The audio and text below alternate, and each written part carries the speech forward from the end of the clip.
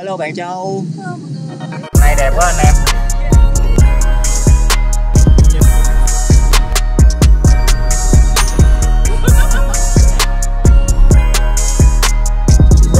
Hello anh em, mình lại đi quay quảng cáo về váy cưới cho You and Me Bridal, có make up, có chụp hình áo cưới, còn người quay phim luôn là anh Nam Trịnh. tất cả những cái váy cưới là Thành tự design tự may.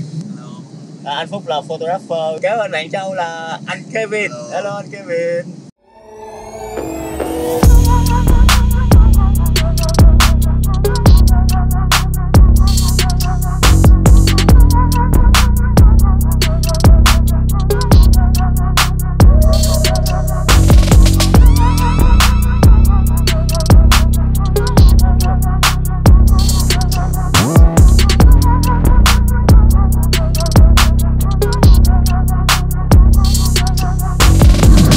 Quá nên là chuyển vào cái chỗ khác ha, có điều giờ đang cao điểm nên là đi kẹt xe.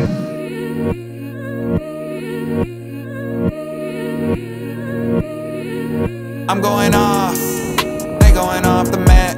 All the mistakes they making I made, I could've taught you that. I gotta wash my back.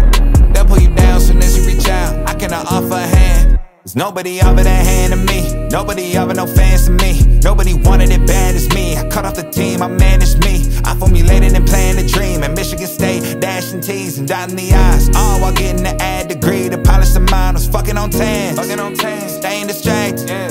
If I wasn't blinded by pussy, I bet could've tripled the status.